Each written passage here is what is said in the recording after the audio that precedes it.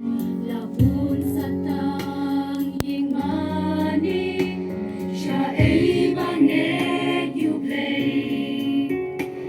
Jing ibat jing ya teli, hap deng trong pila du.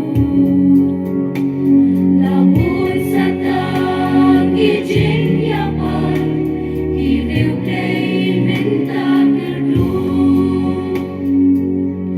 Ingmane latlot upang Kristan, balikin kalungkunin, yati Riewblei pipian, kaibot saja amin.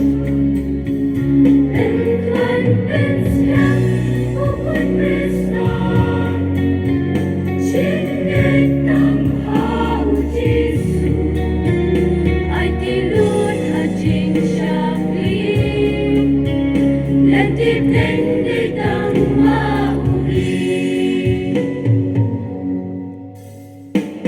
Haki jing ya duai lam, om dan syuka jing hem,